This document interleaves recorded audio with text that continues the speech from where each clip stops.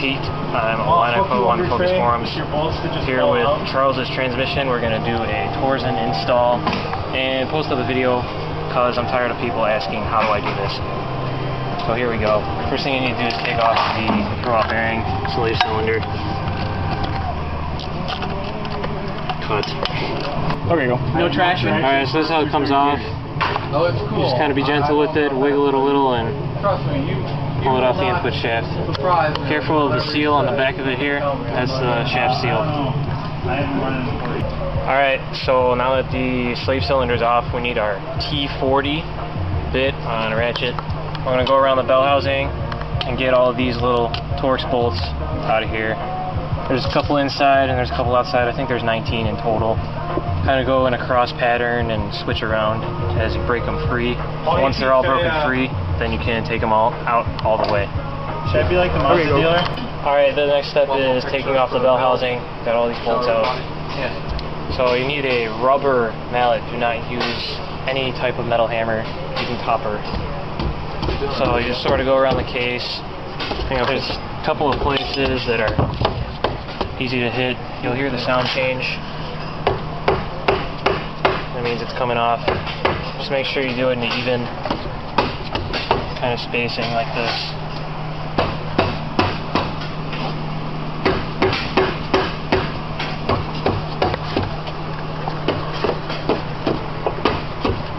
Take your time and be gentle with it. This down here was stuck really bad, so there's a couple flanges around the transmission, like here and even over here, where if it's stuck you can kind of get a screwdriver in here a little bit and sort of jiggle it up and down really gently like that. No hammers. Come around like this, kind of jiggle it around. Eventually you'll see it start to split. And I just come and look over here and you'll see that it's actually flat right here. That means that you're angled too far that way. So what you gotta do is push down where I am and pull up where my hand is and get it to flatten out. And just keep going around looking at it, making sure that the case is coming off nice and flat.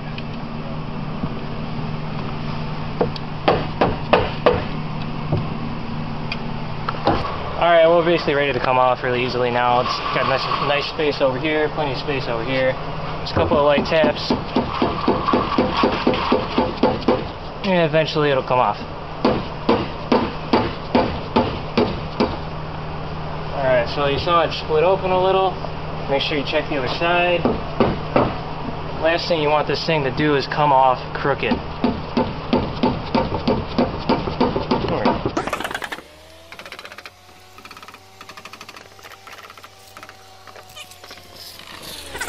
Okay, it should be ready to lightly jiggle and pull slowly and gently up. And keep it straight, don't want anything uneven. Keep the gap needs to be even all the way around. I think I might have been covering the microphone.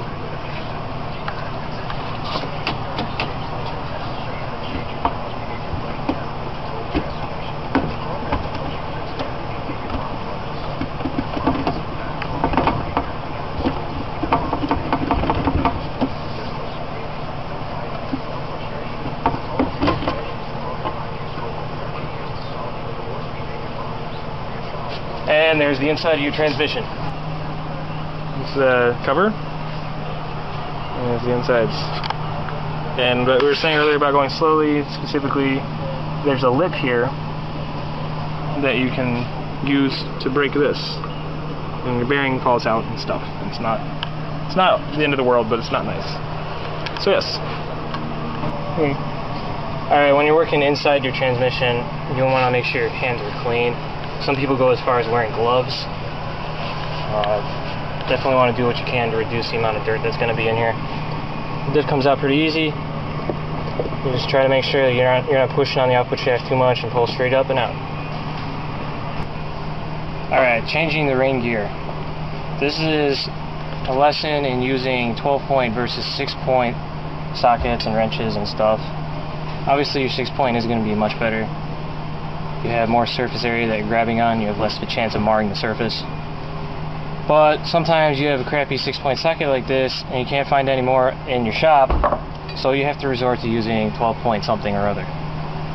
When you have to use a 12-point, the best way to do it is with very light impact. We've got our diff set up in a vise, nice and tight. So you push in, you make sure you're pushing in nice and good, especially with the 12-point. And just light taps. Eventually, it'll start to come free. And since you're not using very much torque, you won't mar the surface of the bolt head all that much. Hang on. Alright, you're going to want to make sure this is nice and clean. Well, everything is nice and clean, but a good way to clean this is like this. Just kind of grab a hold of that, pull it through, pull it out. It's better if you're not using something so sharp. But so there's a magnet in here. Yeah, let me see the magnet real quick. It sits in there. Okay, get it. Let me get it out. It sits in that, which is normally close to the bottom of the transmission, and collects, you know, pieces of your synchronizers and things. It's a good idea to clean it. Stick it back in. So make sure we clean these. They're dirty. Solvent. Let them sit. Wipe with this rag. Okay, so there's the Torsen here. Open diff here. You can see. Have a clean ring gear. Next, we're going to take this, place it inside of here. You can see. Let's see if I can get this in there. There we go. Take this. This should be a press fit, but on my car, it was a slip, and it would spin. And again, find the same situation here. You can see, not a press fit. Yeah. So, good thing is, can't feel any slop here, so it should be okay. Use red Loctite on these bolts. There's a dude on the forum that did not, and he found a sheared off bolt in his transmission, so use it. Alright, your ring gear should be a light press fit. This one happens to be a little loose, but normally you would have to use a couple of bolts in a cross pattern like this and slowly bring them down with your ratchet about a quarter turn at a time, going in a cross pattern. Alright, we're finishing up the ring gear install on the new diff. I'm on the last two bolts here. Went in the X pattern the entire way around. Use a dab of red Loctite, spread it around. Did you say blue? Red. Red Loctite. Okay. Yes. Make sure you don't cross thread. That would really suck. You might hit a kink or two. That's okay.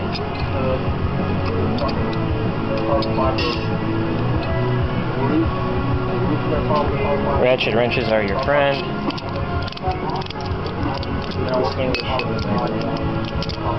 Alright, so that's that one. Yeah. And do the other one.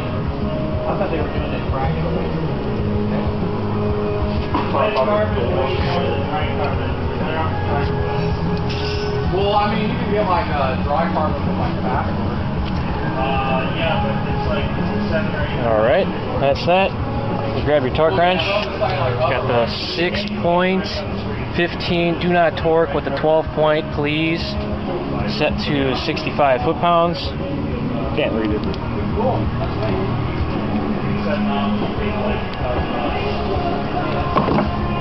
Make sure the diff is actually in the vise.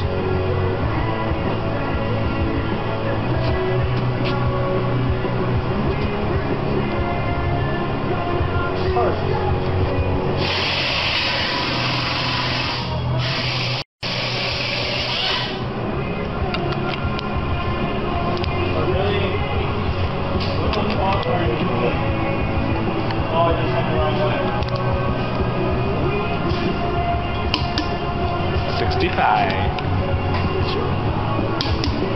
And that's that. So we're going to go through the part numbers of all the parts that you need to do the Torsen differential install.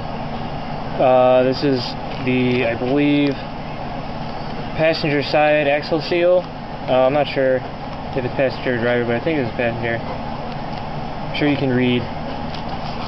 The other one is similar part number, but it has AA instead of BA. From this one. Oh, there it is. I thought it was still in the box. It's the same thing, but AA at the end. It's harder to see, but yeah, it's the same. Then you got your, what's called a taper roller bearing. There's the part number for the bearing itself. Okay. And here's a part number for the race. Now you got to move it, angle it, just a glare. There you go. Alright, and if you're wondering what a taper roller is, this is what it is. You got your bearing, it's tapered. Kind of hard to show on camera, but you got a race on the inside here that's attached to all the bearings, and you got a race over here that the taper roller sits inside, and it rolls like that. You're also going to need a press tool for these bearings and races. I made this one on a lathe. If you can't make one on a lathe, at least get a chunk of aluminum. You definitely want it to be aluminum because aluminum isn't going to mar the surface of the steel when you're hitting it with a hammer. If anybody needs to borrow this from me, I guess send me a PM. We can work something out. That's pretty much all the parts you'll need. Alright, it's taper roller install time. Unlike the MTX 75, the Torsen does not have the speed sensor gear on the diff. It's actually elsewhere in the transmission. I was gonna. So anyway, you want to make sure your cone is facing outward. If you put it upside down, you're in trouble. So the hardest part of putting the taper roller on is getting it started, because it is a very, very tight press fit, usually about 3 or 4 thousandths. So I'm just going to try to start tapping it just a little bit with my rubber mallet. Do not use a metal hammer at this stage. Eventually you'll feel it kind of get seated, you'll hear a change sound, and you can start using your press tool.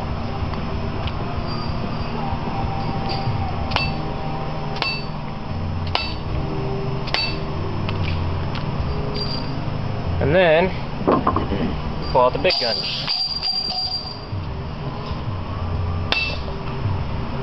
After every hit, you want to make sure that it's still level, which obviously it's not, which you can see really well from that angle.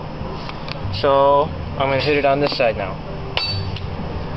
Check the angle. Okay, I got to do it again. And then you just keep doing that. Make sure it's going on straight.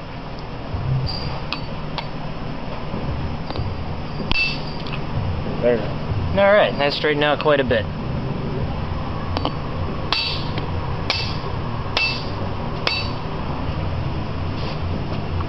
Stop or take the whole thing.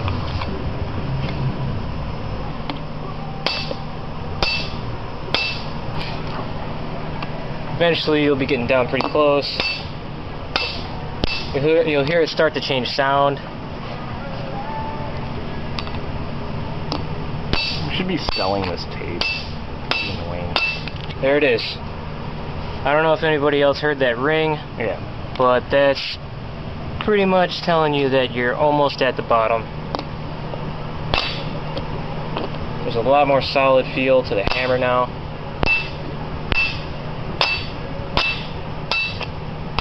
Dude, you're done.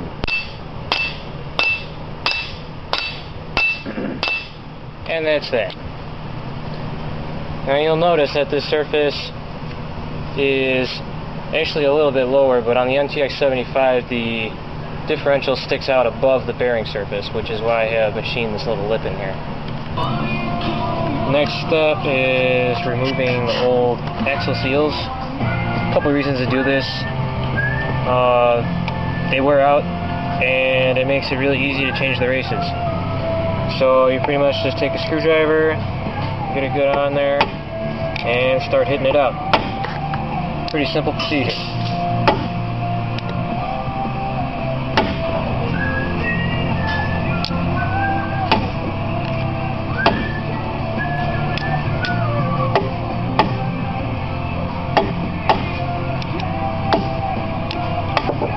And that's that. Now's the fun part, where you get to use fire. Grab a torch, light it, and you want to heat up around the race. Try to keep it even. The whole point here is to expand the case so that the race comes out easier. Here's another reason to remove the axle seal, because the axle seal would just burn. Also, do this in a well-ventilated area. This smells really bad. It smells great. My head hurts. Ibuprofen, alcohol, and all this. Even kill it. This takes a while. Alright, I've been heating it for about 5 minutes. Now I'm going to come from underneath it. Make sure your screwdriver is not touching the case and is only touching the back of the race. And you should be able to just lightly tap it up. If it's not a light tap, you need more heat. It should just easily come up like that, just tapping it.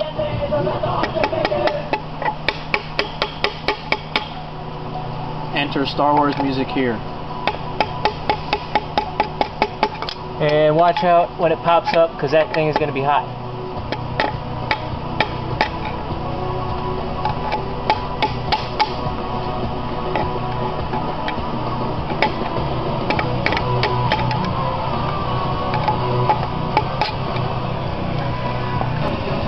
Alright, while it's still hot, you want to go right ahead and put a new race in. Hopefully you can do it while it's still warm so you don't have to heat it up again. You start off with the rubber mallet and move on to using the press tool.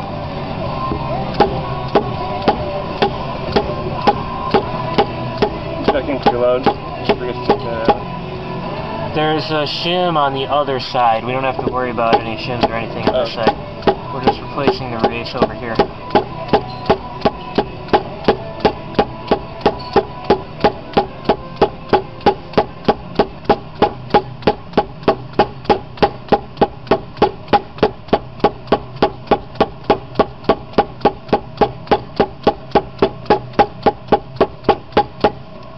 That's about all that guy can do. Now we grab our press tool, and since it's aluminum, it won't hurt the race surface.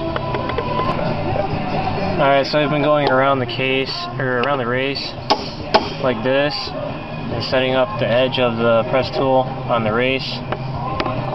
Oh. So anyway, it started making a different sound. Like that, a really solid sound, like it's hitting the case. A ringing kind of. Yeah, that's when you know it's seated. It's inside of the catch here. The bell housing side is much of the same, except you have a shim here in between the race and the case. And when you're getting this race out, you want to make sure that you're hitting the race and not the shim. If you hit the shim, you're going to mess it up. So just pay attention to what you're hitting the screwdriver with.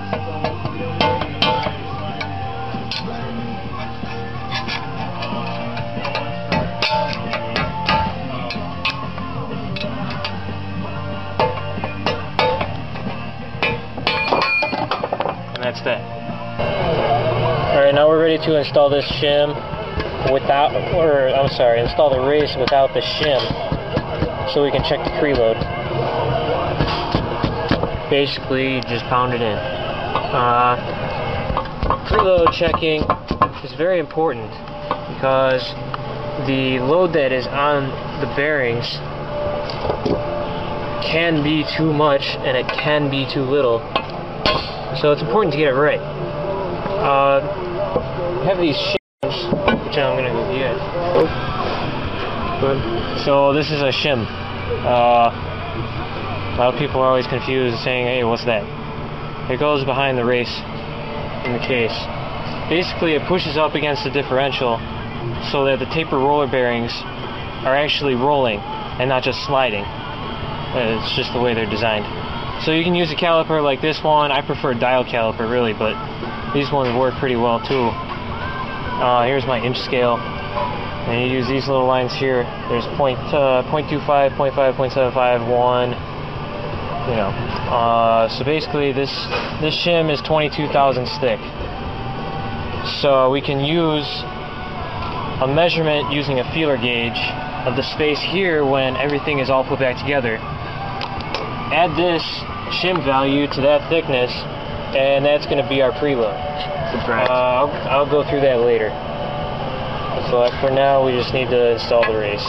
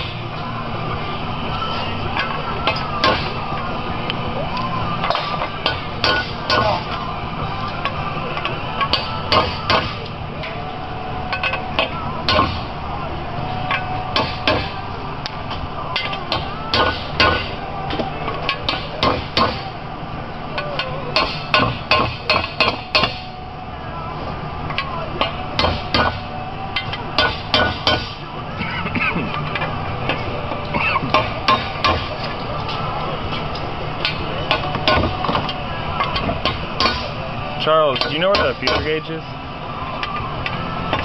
Yep, on it. Alright, now when you're installing this one, you don't want to seat it all the way. The point of this is to find out how much space there is here when the diff is installed. So you want to leave plenty of room.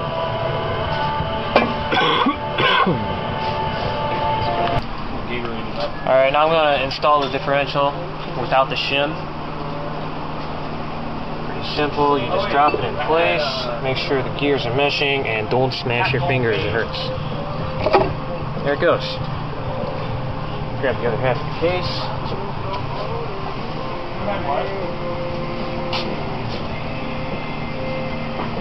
And very carefully set it down.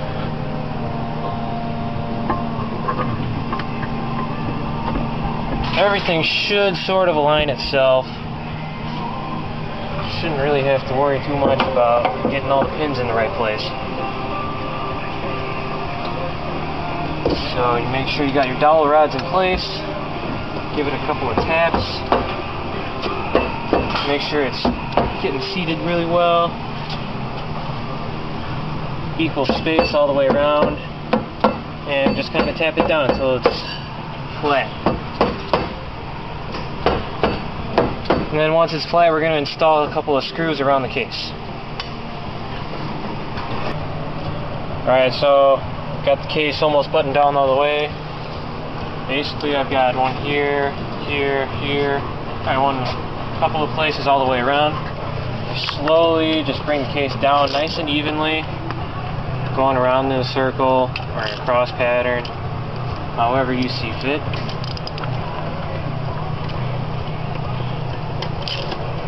I do see it fit.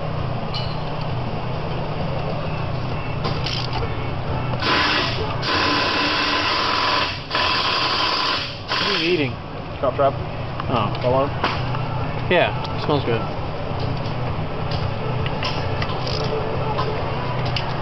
Alright, now you'll notice that I have more bolts down here by the diff. That's because they're pressing the bearing in, or the race. So I'm going to tighten these down to spec, about 30 foot-pounds.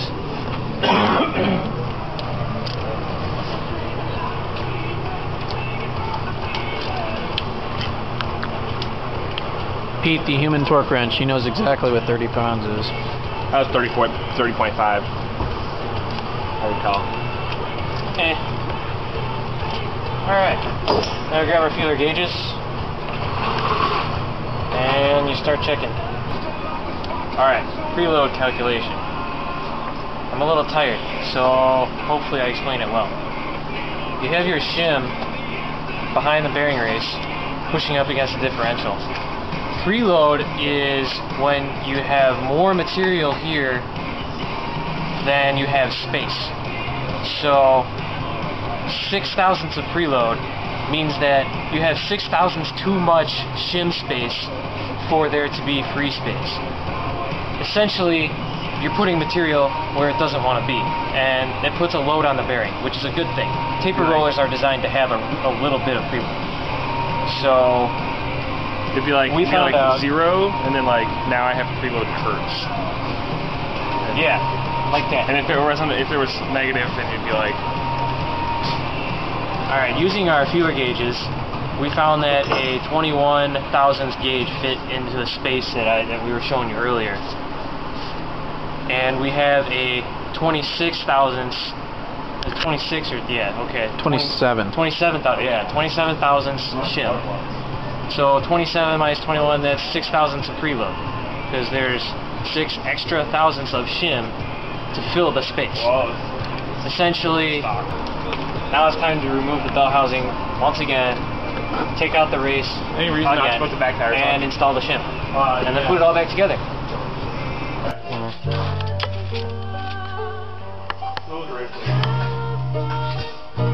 Alright, when you're ready to put the case back together, you want to clean the mating surface, the straight edge, and you want to buy a tube of this stuff. It's anaerobic gasket maker. It just means it's going to cure without oxygen. And a lot of people just use black RTV, but it's never going to cure because it requires oxygen to cure it. And there's no oxygen in here. So anaerobic is the way to go. That's that.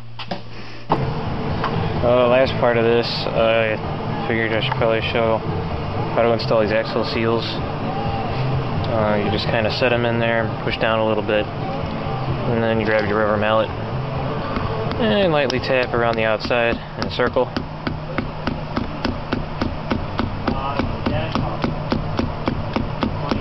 Eventually, it'll work its way down.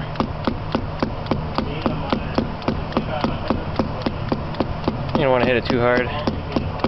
These things are pretty fragile.